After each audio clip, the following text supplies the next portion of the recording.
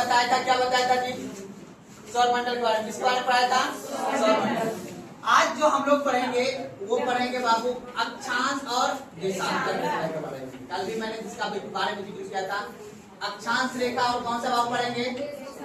देशांतर रेखा के बारे में पढ़ेंगे। चलिए आप देखिए, सब आदमी यहाँ पे ध्यान दीजिएगा मेरी बातों को। हमने जो आपको कहानी बताया था कि हमारे सौरमंडल के अंतर्गत एक ग्रह है, उसका नाम क्या है बाबू? पृथ्वी। उस पृथ्वी पे ही क्या है, जीवन संभव हो पाया है, और अभी वो उसके बारे में हम लोग को क्या करना है। लेकिन पृथ्वी के अंदर, अर्थात इस पृथ्वी के अंदर जाने से पहले इसके ऊपर कुछ है, जान लेते हैं उसको, क्योंकि आगे वो काम देगा। तो हमारे इस पृथ्वी के ऊपर याद रखिएगा, हमारे इस पृथ्वी के ऊपर बाबू कुछ लाइनें खींचे हुए हैं।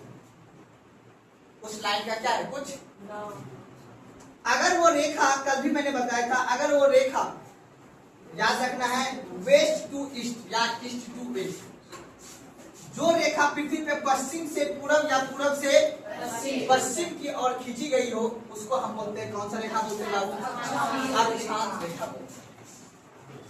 मेरी बात ना, या इसको बोलते हैं लैटिट्यूड। इसको क्या बोलेंगे बाबू?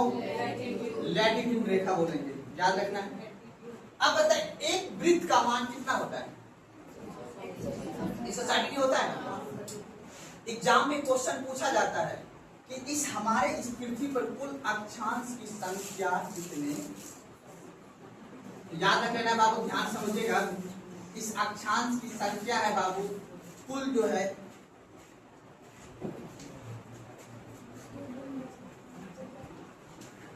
179। कितना बाबू? 179। इसकी संख्या है अक्षांश की संख्या। अब बात आता है इसकी क्या उपयोगिता है, जो ये रेखा के ऊपर खींची गई है। जैसे देखो, याद इसमें दिखेगा आपको, आपको ऐसे ऐसे जो रेखा खींचा गया होगा ना, इस पे वो सभी क्या होगा? अक्षांश रेखा है, ठीक है ना। अब याद रखिएगा, जो ये अक्षांश रेखाएं खींची गई, इसका क्या महत्व है? तो याद रखिएगा, अक्षांश रेखा से ही हम अपने इस पृथ्वी पे जलवायु अर्थात तापमान के बारे में पता कर पाते हैं, या फिर जलवायु के बारे में क्या कर पाते हैं? पता कर पाते हैं। पहला बात, मुख्य बात यही है। अगर आपसे पूछा जाए कि बिहार में किस क्षेत्र में किस तरह की खेती होगी, या उत्तर प्रदेश में किस तरह की खेती होगी, उस खेती को पता करने के लिए वहां पे किस चीज का उत्पादन होगा, उसके लिए हमें अक्षांश देशांतर का नॉलेज है। क्योंकि इसी अक्षांश देशांतर पे हमें ये पता चलता है कि कहाँ पे कितना तापमान है और कहाँ पे कितना तापमान नहीं। मेरी बात समझ में आ रही है ना? तो अब मुख्य रूप से आपको ये समझ लेना है बाबू, जो पृथ्वी है, इस पृथ्वी के बीचों बीच जो रेखा खींची गई है, उस रेखा का नाम है बाबू 0 डिग्री। कितना डिग्री है बाबू? जैसे एग्जाम्पल के तौर पर अगर बताऊं कि आपका जो एक रेखा है ऐसे करके खींची गई है, अब यहां से केंद्र मान के अगर हम इसको खींचते हैं, ठीक है, ये आपका हुआ कौन सा रेखा बाबू? 0 डिग्री। और इसी रेखा का एक नाम पड़ता है, उसका नाम क्या है बाबू? भूमध्य रेखा। क्या नाम पड़ता है जी? पृथ्वी के बीचों बीच जो मध्य में खींचा जाए, उसको कौन सा रेखा बोलेंगे? भूमध्य रेखा बोलेंगे। इसी का दूसरा नाम है विषुवत रेखा। तो दिक्कत, अब याद रखिएगा, यहाँ पे जब हम यहाँ से फिर किसी डिग्री को निकालते हैं, इसे याद रखिएगा, जिस पॉइंट पर काटेगा जितना डिग्री निकालेंगे, ठीक है ना। अब आप वृत्त पे खींचते हैं, जैसे चाप रखते हैं, पूरा खींचते हैं इसको, यहाँ से जितना डिग्री का कोण मान लेते हैं कि ये कोण बन गया 45 डिग्री का, तो यहाँ पे कितना अक्षांश हो जाएगा जी? 45 डिग्री अक्षांश हो जाएगा। यहाँ से यहाँ फिर इसको मिला देंगे, ये कितना डिग्री हो जाएगा बाबू? आपका 45 डिग्री अक्षांश हो जाएगा। ठीक इसी प्रकार हमारे इस पृथ्वी पे टोटल याद रखना है आपका 180 अक्षांश रेखाएं हैं, लेकिन हमें पढ़ना है पूरा 179 पढ़ना, ठीक है ना। लेकिन कुल होता है 181। बताएंगे, इस 0 डिग्री के ऊपर आपको याद रखना है, इस 0 डिग्री के ऊपर होता है अक्षांश, इसमें कुल है टोटल। यहाँ तक आते आते आपका कितना आ जाएगा बाबू? 90 डिग्री। कितना आ जाएगा? फिर इस 0 डिग्री से जब हम इधर कौन सा दिशा है? इधर कौन सा दिशा है? तो इसको हम बोलेंगे, इस जहाँ पे पॉइंट मिलेगा इसको हम लोग बात ध्यान समझिए, इसको बोलेंगे उत्तरी ध्रुव। इसको क्या बोलेंगे बाबू? और इसको क्या बोलेंगे बाबू? दक्षिणी ध्रुव। बात कौन? इसको क्या बोलेंगे? दक्षिणी ध्रुव। अब 0 डिग्री से अगर उत्तरी ध्रुव को तरफ जाएंगे, ठीक है ना, कितना डिग्री चलना है बाबू? हमें चलना है 23.5 डिग्री। कितना चलना है बाबू? 23.5 डिग्री। जब हम ऊपर जाएंगे तो एक रेखा और है, उस रेखा का नाम है कर्क रेखा। क्या नाम है बाबू? कर्क रेखा। भूमध्य रेखा से कहाँ चलना है? उत्तर। तो कौन सी रेखा आएगा बाबू? जब हम 0 डिग्री से जब नीचे की ओर आएंगे, अर्थात दक्षिणी ध्रुव की ओर आएंगे, तो एक रेखा और आपको दिखेगा, मुख्य रेखा, उसको हम बोलेंगे 23.5 डिग्री। कितना रेखा बाबू? मकर रेखा। कोई दिक्कत यहाँ तक समझेगा? अब याद रखना है, ध्यान समझिएगा, इस सभी रेखा को मिटा देते हैं आपको अभी वर्तमान में समझने के लिए। अब इस बीच का जो क्षेत्र है बाबू, 23.5 डिग्री उत्तरी गोलार्ध और 23.5 डिग्री कौन सा गोलार्ध? इस 0 डिग्री से जो नीचे है बाबू, इसको बोलते हैं हम लोग दक्षिणी गोलार्ध और इसको ऊपर को बोलते हैं। हमारे इस पृथ्वी को बीचों बीच जो रेखा काटती है उसको क्या बोलते हैं? भूमध्य रेखा। कितना डिग्री पे है? 0 डिग्री। 0 डिग्री से जब हम उत्तर की ओर चलेंगे तो 23.5 डिग्री कौन सी रेखा होगा? जब 0 डिग्री से हम दक्षिण की ओर आएंगे तो मकर रेखा। अब इस बीच में बाबू याद रखना है, इसी बीच में सूर्य की रोशनी वर्ष भर अधिक रहता है, अर्थात यहाँ पर तापमान अधिक होता है, इसलिए इस क्षेत्र को हम लोग बोलते हैं उष्ण कटिबंध क्षेत्र। कौन सा बोलते हैं? उष्ण का मतलब उष्मा ज्यादा है। समझा बात?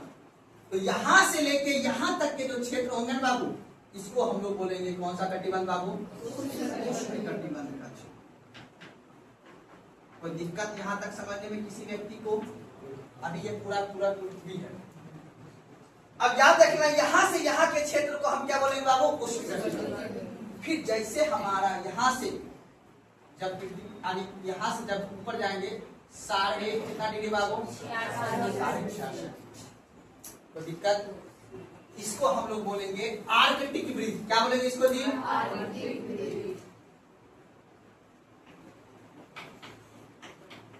आर्कटिक वृत्त। इस वाले क्षेत्र को हम बोलेंगे शीतोष्ण कटिबंध। क्या बोलेंगे जी?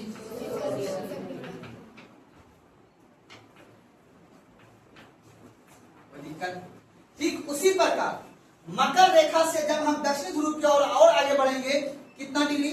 66.5 डिग्री तक, तब यहाँ पे भी क्या आएगा बाबू? शीतोष्ण कटिबंध।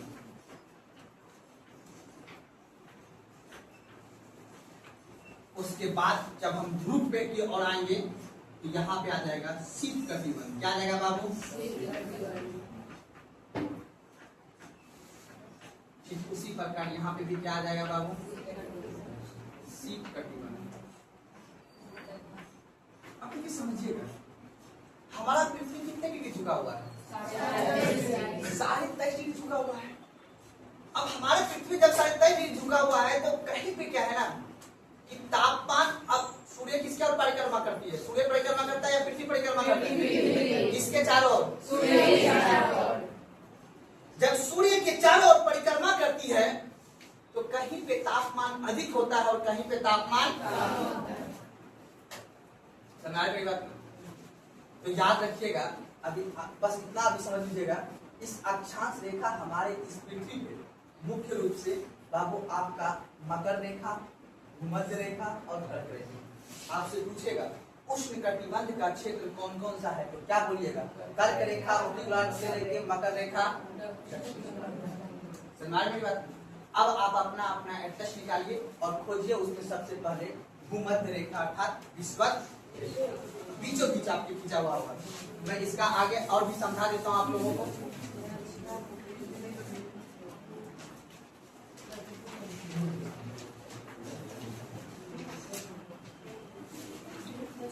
मिल गया जी? यहाँ होगा आपका विषुवत रेखा, बीच में देखिएगा विस्पत रेखा।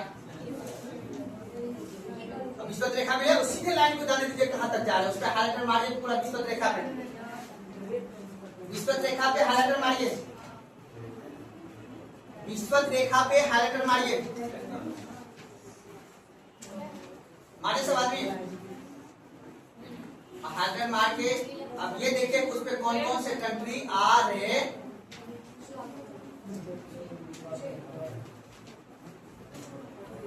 तुमको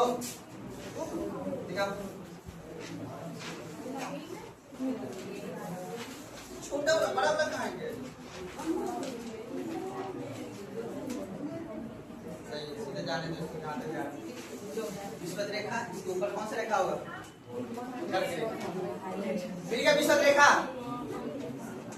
रंजन जी आपके पास एटलस है ना, मिल गया विस्पत रेखा। आप उसमें नहीं मारना है, फिजिकल वाला मारना है, पढ़ना पड़ता है अब। आप इस पे मारना है, हाँ इस पे, वो पहाड़ पर्वत पड़ेंगे तब उसकी आवश्यकता पड़ेगी। विस्पत रेखा मिल गया ना, चलिए अब विस्पत रेखा से ध्यान समझिएगा, विस्पत रेखा से आप उत्तर की ओर चलिए 23.5 डिग्री, उत्तर की ओर, उत्तर मतलब ऊपर की ओर चल रहा है, तो कर्क रेखा दिख रहा होगा, उसको हाइलाइट मारिए ऐसे करके, लाइन खींचते हुए आइए पूरा एकदम।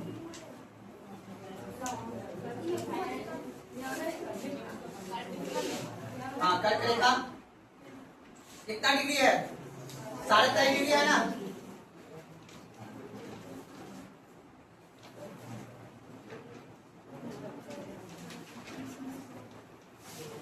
मिल गया। उसमें पूरा हाइलाइट मारिए, कौन कौन सा कंट्री आ रहा है उसको नाम देखना है उस पे।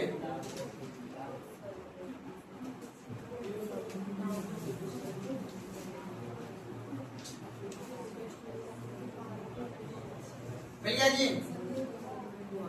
चलिए और उसके नीचे आप लोग आइए, आप 0 डिग्री से फिर नीचे आना है मकर रेखा, मकर रेखा पे आइए, मकर रेखा पे 23.5 डिग्री मकर रेखा, नीचे 0 डिग्री से दक्षिणी तरफ आना है, 23.5 डिग्री मकर रेखा, मिल गया जी।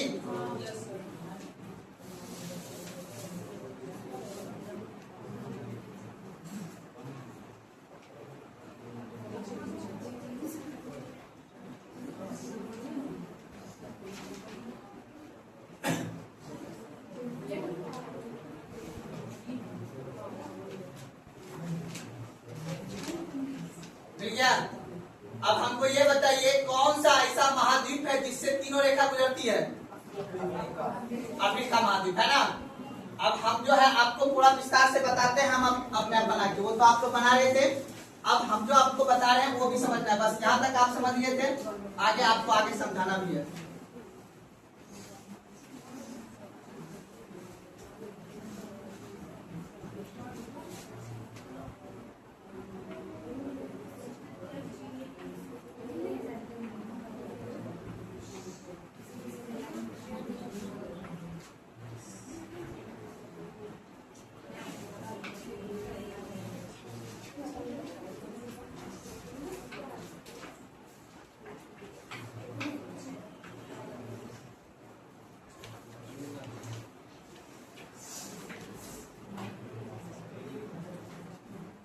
चलिए आप देखिए समझिएगा, यहाँ पे ये कौन सा महाद्वीप है बाबू, अफ्रीका।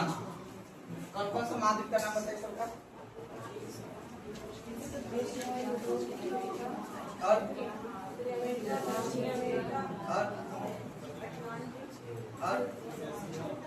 याद करते हैं आप, क्लास से बाहर करेंगे आप उसका कोई दिक्कत नहीं है। तुम्हें लड़की बताओ सारा कौन कौन सा महाद्वीप है, ये कौन सा महाद्वीप है,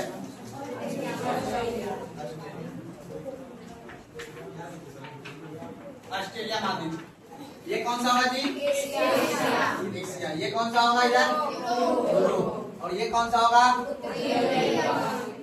और ये कौन सा होगा, और नीचे में अटलांटिक महाद्वीप, आर्कटिक महासागर है।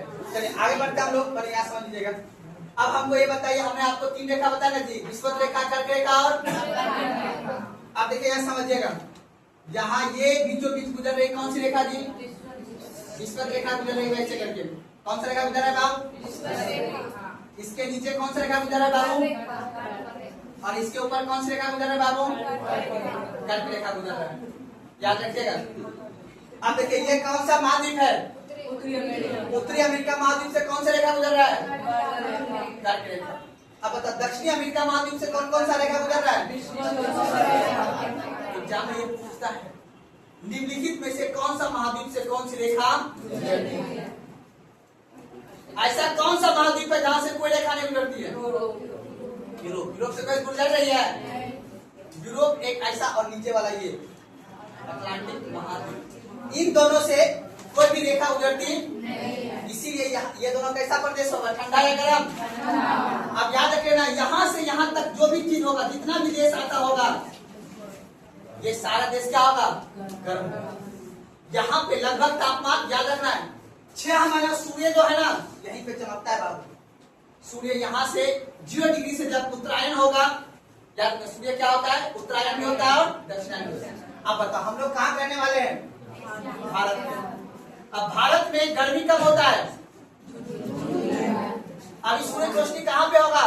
किस रेखा पे? यहाँ पे क्या होगा? अभी ठंडी का छुट्टी कहाँ होता होगा? ऑस्ट्रेलिया में, अफ्रीका महाद्वीप में, ब्राजील में होता होगा, नहीं होता होगा? अभी यहाँ पे सन की रोशनी होगा?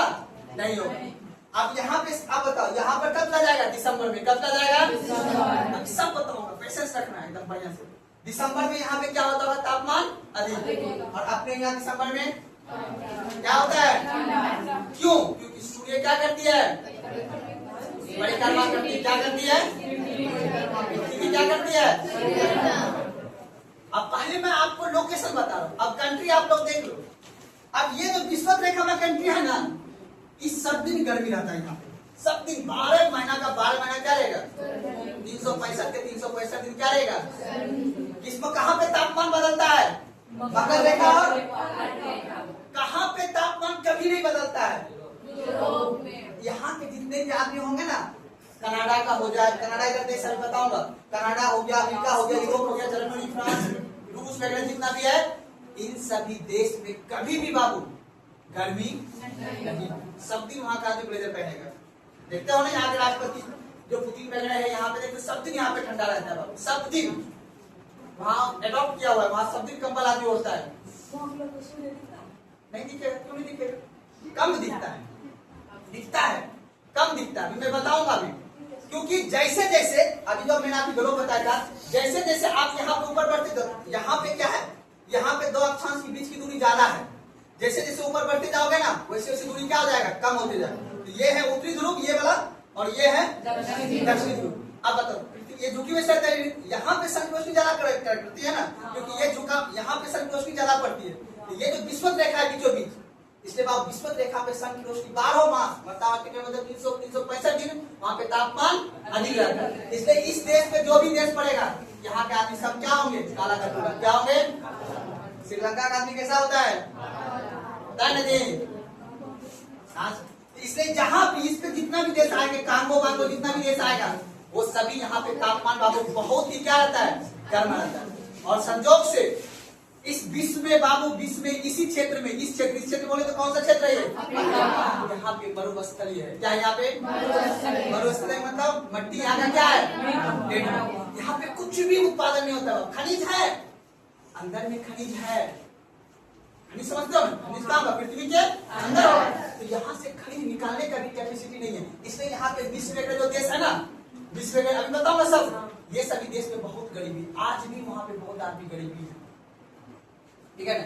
तो भारत हो गया आपका, चाइना यहाँ पे है, चाइना हो गया, अमेरिका हुआ, ये सब इसको पैसा देता है, आप अपने यहाँ निवेश करता है ताकि ये क्या करे? अपने आप को अमीर बनाए। समझ में आता है ना? अब उसके बाद देखना बाबू, अपन लोग को हिमालय मिला हुआ है ना, पता है ना? हिमालय, हिमालय यहाँ पे स्थित है, इस जगह ऐसे करके हिमालय स्थित है यहाँ पे। और हिमालय क्या करता है हम लोग को? हम लोग भी तो अभी हिमालय नहीं होता तो हम लोग कैसा दिखते पता है? चाइना की तरह। बताया हुआ है ना? अभी सब बात बताऊंगा, जब पढ़ाऊंगा जरूर भी बताऊंगा। आखिर हम लोग सामना करके देखने भाई जी, हम लोग जम्मू कश्मीर पंजाब की तरह हो रहा है। क्यों? यहाँ से राज्य ऊपर मध्य प्रदेश है, यहाँ पे पंजाब आपका उत्तर प्रदेश, इधर सब पंजाब, पंजाब सब कहाँ पड़ता है? शीतोष्ण कटिबंध। कहाँ पे? कर्क रेखा से ऊपर कौन सा कटिबंध है? अभी 10 बता देना। ये देखो यहाँ पे हमारा ही भारत देश है, इस भारत देश के नीचे कौन सा रेखा हो जाती है? कर्क। अब इस ऊपर से जितना भी आएगा कौन सा कटिबंध? शीतोष्ण कटिबंध कैसा? ठंडा रहेगा क्षेत्र, ठीक है ना। तो जैसे जैसे आप ऊपर बढ़ते जाओगे तो ऐसा में आपको गोरा दिखेगा। और जैसे जैसे कर्क रेखा से नीचे जाओगे, केरल जाओगे कैसा लड़का मिलता है ना जी। उसके नीचे जाओगे तो केरल कर्नाटक सब में कैसा मिलेगा? साउथ का मूवी देखे हो ना?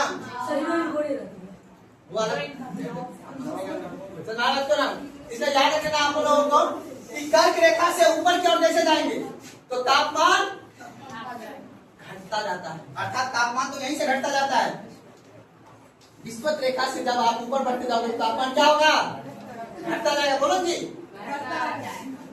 ताप हमारा पृथ्वी अगर बाबू झुका हुआ नहीं रहता ना तो हर जगह एक जैसा तापमान होता, हर जगह एक जैसा तापमान। अब देखो कहीं पे कभी भी गर्मी नहीं होता है, कभी भी। यहाँ यूरोप में कभी भी यहाँ गर्मी नहीं है।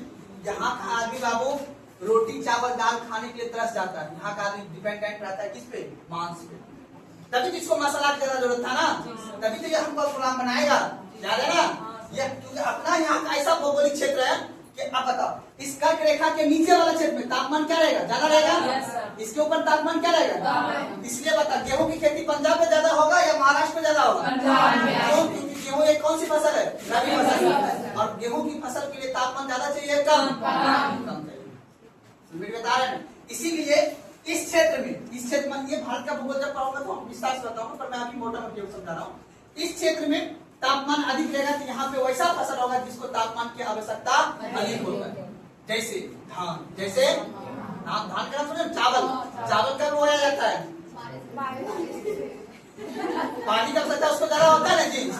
पानी का मतलब उसको तापमान की आवश्यकता ज्यादा होती है। लेकिन रबी फसल जैसे गेहूं की खेती है, गेहूं को तापमान की आवश्यकता उतना ज्यादा तापमान रहेगा, वो जल जाएगा, है ना। इसलिए याद रखना है कि कहाँ पे किस चीज का खेती, सब कुछ डिपेंड करता है बाबू भूगोल पे। क्या खाना है, क्या पीना है, क्या। अब बता, जम्मू कश्मीर का आदमी सेब खाता है ना जी, उधर होता है आम। जिस कार्टून में वो सेब बेचता है उसी कार्टून में हम इधर से क्या बेचते हैं? आम। जैसे अपने यहाँ आम 20 रुपए किलो, उसी तरह वहाँ पे सेब क्या रुपया किलो होता है? 20 रुपए। अब वहाँ पे सेब है कितना? 20 रुपया। तो अपने यहाँ सेब आते हैं कितना हो जाता है? 100 रुपया। यही है अंतर, समझा बात को ना। जैसे वहाँ पे ध्यान समझना बात, क्योंकि ठंडा क्षेत्र में किसी की खेती होती है? सेब की खेती होती है। इसीलिए अब बताओ आम फलने के लिए क्या चाहिए? तापमान ज्यादा चाहिए ना। तो तापमान अपने क्षेत्र में ज्यादा होगा, जहाँ जहाँ तापमान ज्यादा होगा उस क्षेत्र में कहा किसी की खेती होगी? आम की। इस क्षेत्र में तापमान ज्यादा है तो इधर आम की खेती ज्यादा होता है, याद रखना है। इधर आंध्र प्रदेश महाराष्ट्र वगैरह में आम की खेती ज्यादा होती है, याद रखना। समझा को ना। जैसे आप कर्क रेखा से ऊपर बढ़ोगे बाबू तो यहाँ पे आपको उस चीज की खेती देखने को नहीं मिलेगा, आम का लीची का खेती देखने को बात को ना। इधर पे दूसरा खेती होता है। अपने देश में अर्थव्यवस्था कैसे चलता है? यहाँ का प्रोडक्ट को इधर डालेंगे, इधर का प्रोडक्ट को खाने वाला चीज भी या पहनने ओढ़ने वाला चीज भी। अपने यहाँ कपास होता है, कहाँ होता है? गुजरात में। कहाँ होता है? यहाँ का अगर खरीदना है तो सस्ता कहाँ मिलेगा? गुजरात में। नहीं तो कहाँ जाना है? बंगाल। नाम सुने हो ना? तो बंगाल में जाने कपड़ा सस्ता मिलता है। क्यों? क्योंकि वहीं पे जूट और कपास की खेती होती है और धागा जितना ज्यादा मिलेगा उतना ज्यादा ही वहाँ पे क्या होगा? फैक्ट्री वगैरह लगा होगा। अपने यहाँ जो कपड़ा मिलता है वो सर्विस सेक्टर मतलब वहाँ से ठेकेदार खरीद के उसको लाता है, फिर यहाँ पे आके दुकान में उसको क्या करता है? इसे लहंगा कहाँ सस्ता मिलेगा? गुजरात में और सूरत। नाम सुने हो? वहाँ नहीं, वहीं मिलने करता है सस्ता। रीजन ये कि वहाँ पे जूट का खेती और कपास की खेती होता है। इस पढ़े हो ना गुजरात में जी, लोथल वगैरह पढ़े हो ना? आज भी व्यापार वहाँ पे हो रहा है बाबू। अच्छा सिल्क का कपड़ा जो है हम लोग विदेश भेजते हैं, यही गुजरात से, ठीक है ना। आज भी व्यापार होता है और वेस्ट बंगाल से भी बेचते हैं हम लोग, विदेश भेजते हैं। सिल्क का कपड़ा हम लोग भेजते हैं बाहर, वहाँ से फिर हम लोग क्या लाते हैं? डॉलर। क्या लाते हैं? तो आगे बढ़ते हैं लोग। अब मुख्य रूप से हमको आपको ये समझाना था बाबू कि जहाँ पे तापमान अब ज्यादा रहेगा, ये हुआ ये बात, ये हुआ ये बात। इसको बोलते हैं कौन सी रेखा बाबू? और आसान भाषा में तीनों रेखा क्या बोलेंगे? अक्षांश। कौन सी रेखा है? अक्षांश रेखा। आपसे पूछेगा विषुवत रेखा, मकर रेखा, कर्क रेखा, ये कौन सा रेखा है? अक्षांश रेखा है। ये तो हुआ तापमान। अब बढ़ेंगे बाबू दिन और रात। क्या पढ़ेंगे? दिन और रात। तिथि बना। हमारे इस पृथ्वी पर एक रेखा और कैसा खींचा गया है, ऐसा वाला। कैसा खींचा गया बाबू, ऐसा वाला खींचा गया। एक बार और मैं आपको समझाना है, लेकिन पहले अक्षांश क्या होता है उसके बाद पूरा लिख लेते हैं, उसके बाद फिर देशांतर पाएंगे, ठीक है ना। तो टॉपिक लिखिए अक्षांश। एटलस को बगल में रखना है, अभी कंट्री नहीं देंगे, वो कंट्री भी याद करवाना है कि कौन सा कंट्री विषुवत रेखा पे, कौन सा कंट्री मकर पे, कौन सा कंट्री कर्क पे।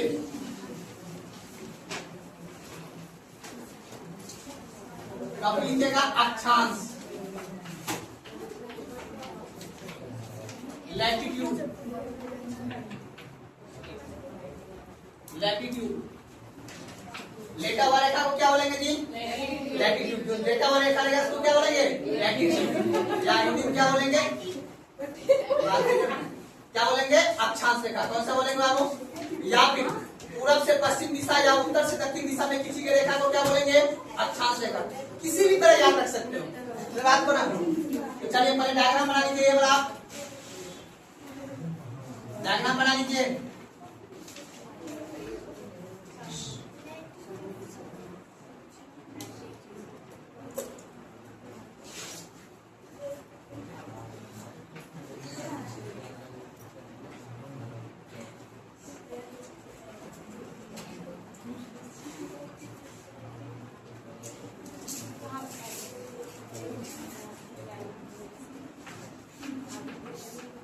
उत्तरी ध्रुव,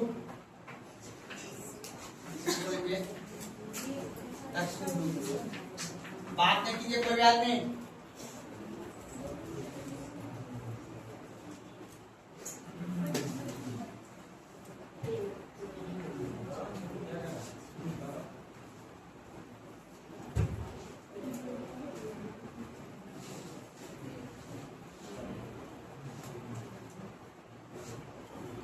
लिखेगा डायग्राम कीजिए, लिखेगा ग्लोब या मानचित्र पर, ग्लोब या मानचित्र पर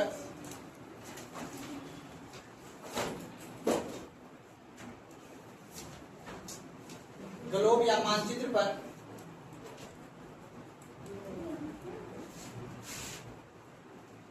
ग्लोब या मानचित्र पर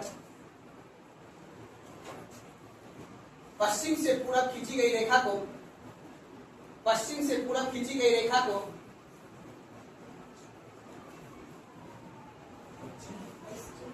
ग्लोब या मानचित्र पर पश्चिम से पूरब, पश्चिम से पूरब खींची गई रेखा को,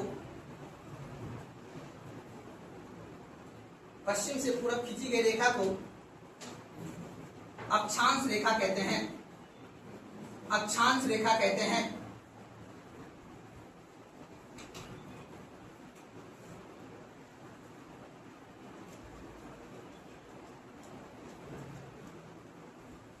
कोई दिक्कत?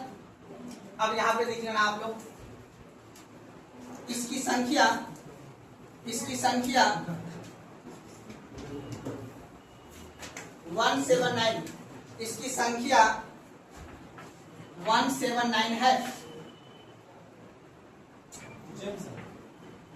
इसकी संख्या, इसकी संख्या 179 है, ठीक है। कोई दिक्कत?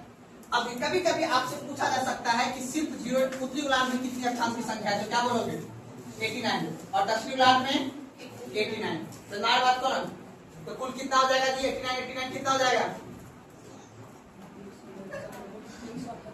171 हो रहा है ना, और एक बीच वाला जोड़ देंगे कितना हो जाएगा, 179। तो याद रख लेना है कि प्लस 89 और प्लस एक कौन सा रेखा, 0 डिग्री वाला, इसको काउंट नहीं किया ना, इसके ऊपर से 1 2 3 4 5 6 7 8 करते करते कितना डिग्री तक आया ना हमको जी, 90 डिग्री तक। कितना आना जी, 90 डिग्री तक। और इधर भी करते हुए काउंट 1 2 डिग्री करते हुए कितना डिग्री आना जी, 90 डिग्री। तो 90 डिग्री का ये वाला जो रेखा होगा, ये वाला रेखा को हम ध्रुव मान लेते हैं, इसको काउंट नहीं करते, इसलिए कितना रेखा हो जाता है जी, 89। उसी तरह इसमें भी कितना रेखा हो जाएगा, 89। तो नाइन वाली बात ना, और एक कौन सी रेखा, 0 डिग्री। तो टोटल कितना हो जाएगा जी आपका 179। कितना हो जाएगा जी, 179। अगर ऐसे काउंट करोगे तो ऐसा होना चाहिए कितना जी, 90। इधर कितना होना चाहिए, 90। 90 प्लस 90 प्लस 1 कितना हो जाएगा, 181। ऑप्शन में ये भी देगा कि पृथ्वी पे कुल अक्षांश की संख्या कितना है, तो ऑप्शन में देगा 181, लेकिन है कितना, क्यों, क्योंकि क्योंकि ये जो दो रेखा है अर्थात ध्रुव वाला बिंदु रेखा को उसको अक्षांश रेखा माना गया नहीं है, ठीक है ना। इसीलिए 181 में या तो -2 कर दो, ठीक है। कौन सा, ये वाली रेखा और ये वाली रेखा, इन दोनों को माइनस कर देंगे, कितना रेखा की संख्या आ जाएगा जी 179। कौन सी रेखा, अक्षांश रेखा।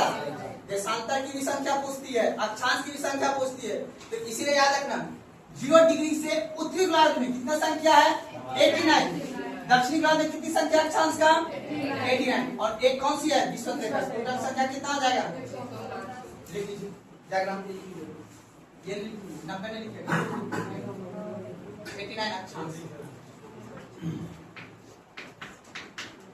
उत्तरी गोलार्ध में।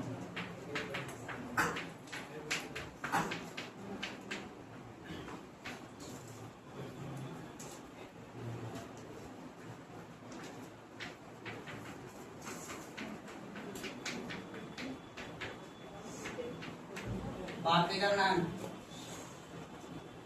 बात क्यों क्या।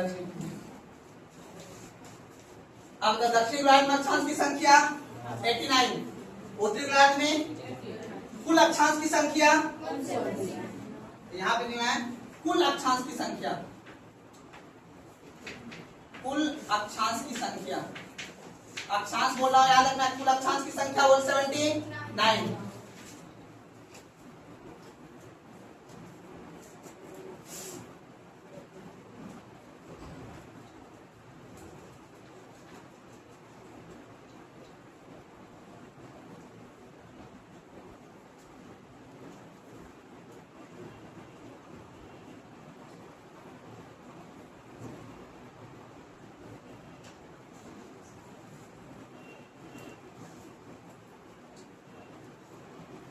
कोई दिक्कत, चलो उसके आगे बढ़ना आगे। टॉपिक लिखेगा उच्च अक्षांश एवं निम्न अक्षांश। टॉपिक लिखिए उच्च अक्षांश एवं निम्न अक्षांश। पूछता है क्या होता है उच्च अक्षांश, क्या होता है निम्न अक्षांश।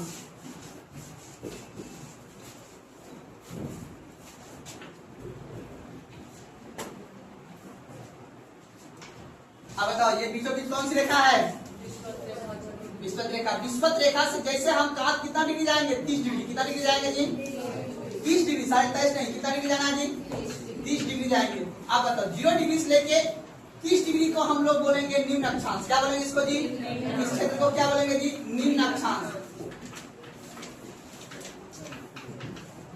कोई दिक्कत जी समझने में, अब याद रख लेना है। और उसके बाद 30 डिग्री से 60 डिग्री जाएंगे, अगर हम 60 डिग्री जाएंगे बाबू इसको बोलेंगे मध्य अक्षांश। क्या बोलेंगे इसको जी मध्य अक्षांश। और 60 से जब हम 90 डिग्री तक जाएंगे इसको क्या बोल देंगे बाबू उच्च अक्षांश।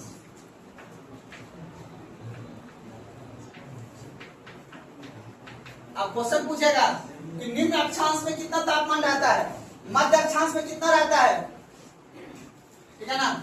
और उसके बाद उच्च अक्षांश में कितना रहता है, तो बताओ कुल कितना डिग्री का रहता है पूरा, 0 यहाँ से लेकर 90 डिग्री तक रहता है। तो आप बताओ 0 से लेकर 30 डिग्री तक कौन सा अक्षांश रहेगा। जैसे जैसे ऊपर बढ़ते जाएंगे ना वैसे वैसे अक्षांश की दूरी कम होते जाएगा।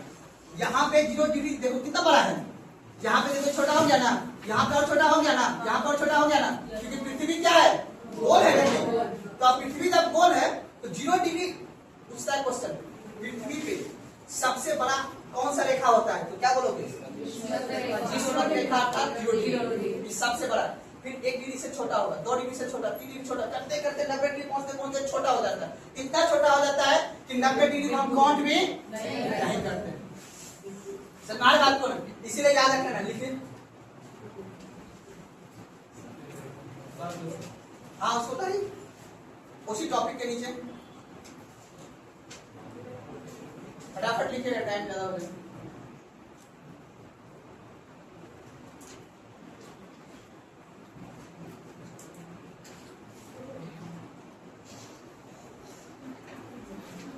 आप क्यों नहीं उतार रहे हैं, आप ऐसे आए हैं, आपके साथ आए मेरे साथ तो ताकि के बोलो पहला क्लास में क्या है। अच्छा ठीक ठीक ठीक सुनो सुनो, अच्छा लगे तो सुनो, नहीं तो बात नहीं।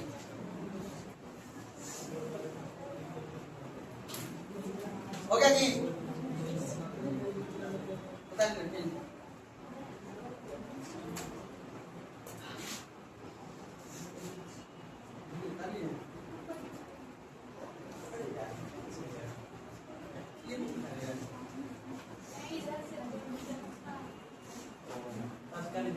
बस तीन रेखा, 1 2 3 4 रेखा 0 से 30 जाना है निम्न अक्षांश, 30 से 60 जाना है मध्य अक्षांश, 60 से 90 जाना है उच्च अक्षांश।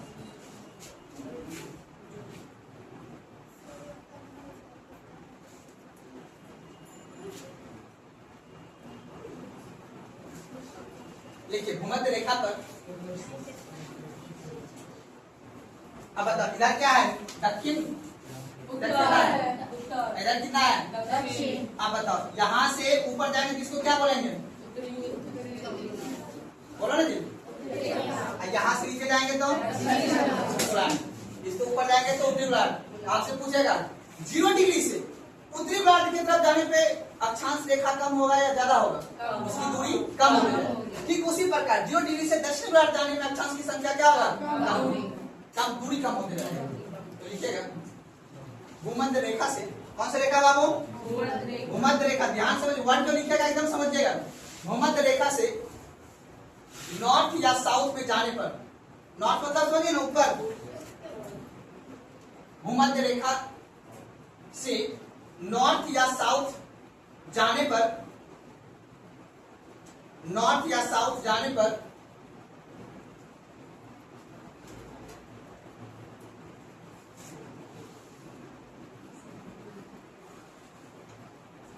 अक्षांश की लंबाई घटता है, अक्षांश की लंबाई घटता है।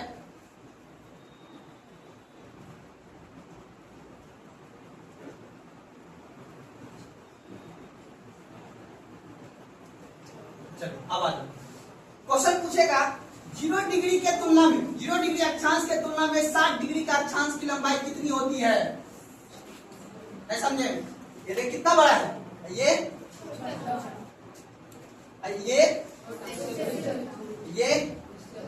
इससे बड़ा है ना। आनी गोला ध्रुव से अगर हम 0 डिग्री तरफ आएंगे तो बढ़ेगा, और 0 डिग्री से अगर हम ऊपर जाएंगे तो यही एग्जाम में पूछता है, यही क्वेश्चन पूछे। आज का ट्रेंड यही है बाबू, इसलिए प्लीज उसको समझिएगा ध्यान से। अब मैं जो पॉइंट दिखा रहा हूं आपको, मैं बोलूंगा कि 0 डिग्री के तुलना में 60 डिग्री का जो दूरी है ये आधा है। जितना बड़ा ये रेखा है ना उससे आधा है कौन सा? 60 डिग्री का। 60 डिग्री कौन सा? अक्षांश रेखा। लिखिएगा नोट लगा के, भूमध्य रेखा के तुलना में, भूमध्य रेखा कौन सी डिग्री हुआ? 0 डिग्री। भूमध्य रेखा के तुलना में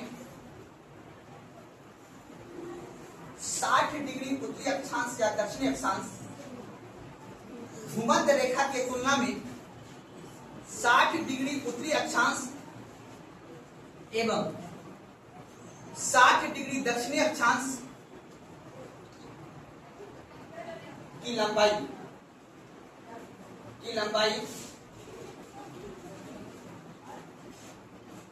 आधा होता है।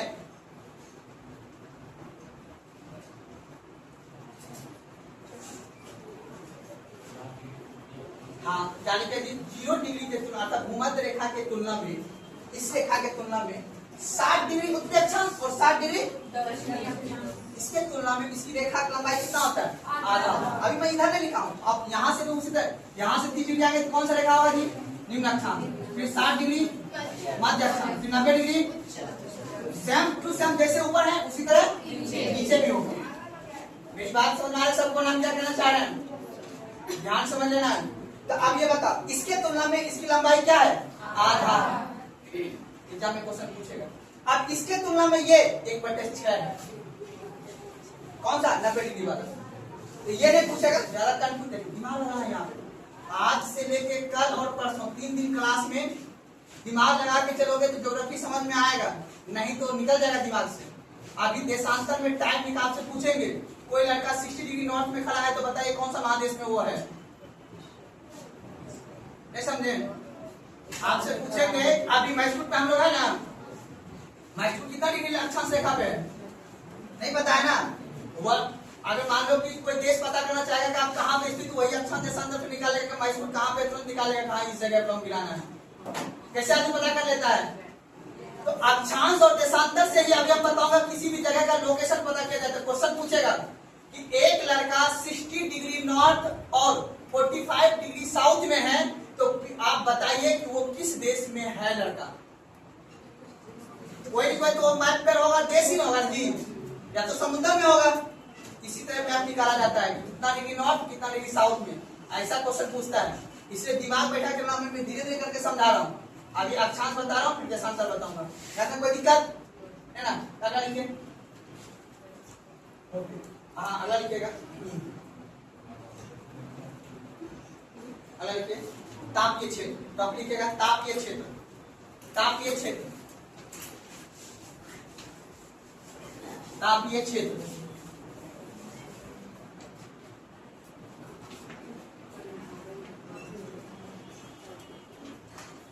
तापीय क्षेत्र ये कौन सा रेखा थी?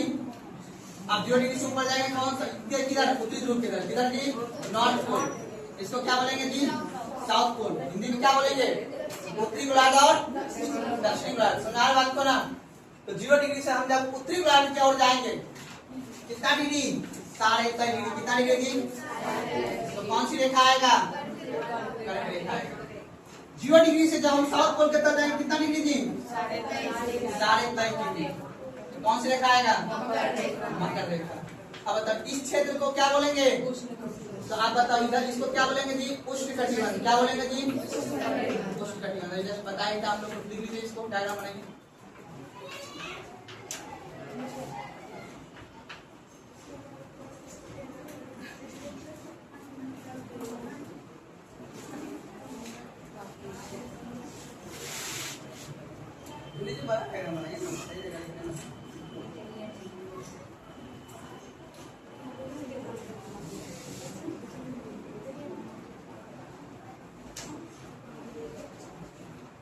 तापीय क्षेत्र में लिखना है ये वाला उष्णकटिबंध, ऊपर में शीतोष्ण, ऊपर में शीतकटिबंध।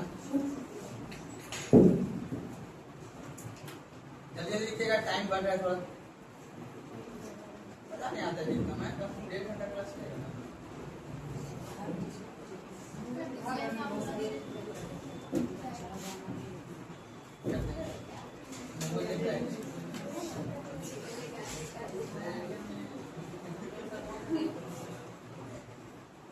बैठ के सुना करो, उदार नहीं करो।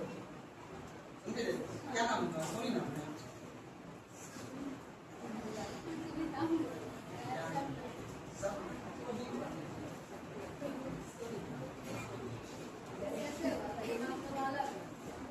चलिए उतार फटाफट फटाफट सॉरी।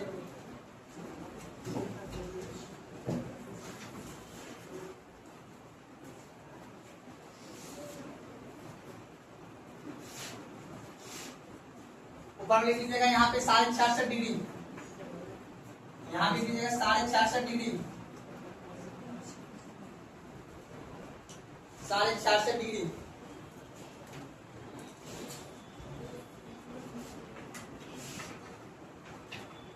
आर्कटिक डिग्री,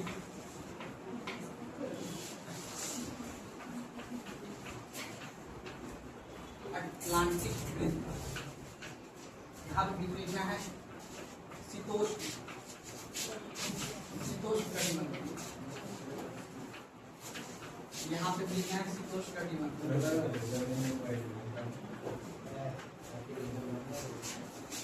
और नीचे लिखना है बाबू शीत कटिबंध।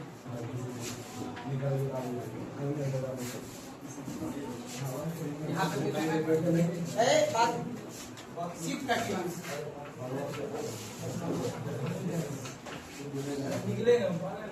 चलिए कहा डिस्टर्ब कर रहे थे, उठा दिए।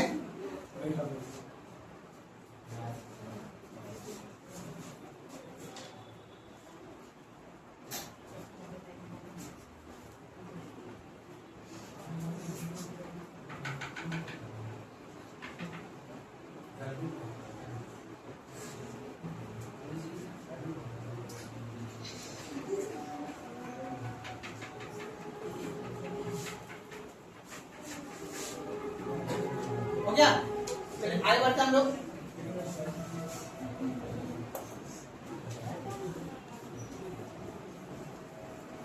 आप बताओ, आपसे अगर पूछेगा इस पृथ्वी पर उत्तर से दक्षिण दिशा या पूरब से पश्चिम दिशा कौन सी रेखा रहेगा ये? बोलो जी, पूरब से इसको कौन सी रेखा बोलेंगे? अक्षांश रेखा कुल संख्या कितना है? 179 रेखा।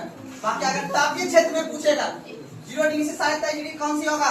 0 डिग्री से 23 डिग्री मकर रेखा को ना। बाकी आपसे पूछेगा उच्च अक्षांश किसको बोलते हैं, निम्न अक्षांश किसको बोलते हैं, मध्य अक्षांश किसको बोलते हैं, याद रहेगा ना?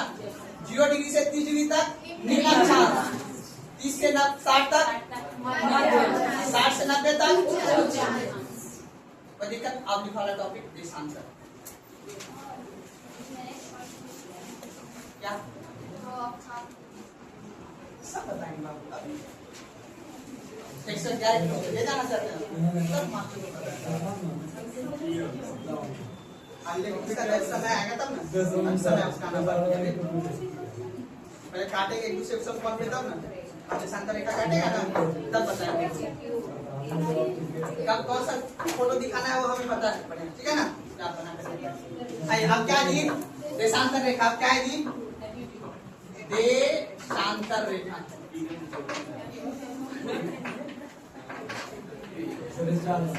आप बताओ ये लंबा रहेगा रेखा कैसा रहेगा जी? इसके सब क्या बोलेंगे? लॉन्गिट्यूड। अब ये लेटा हुआ था इसलिए इसका नाम क्या था जी? लैटिट्यूड। लैटिट्यूड को क्या बोलेंगे जी? अक्षांश। और लॉन्गिट्यूड को क्या बोलेंगे जी? देशांतर रेखा। टाइम कितना हुआ? 5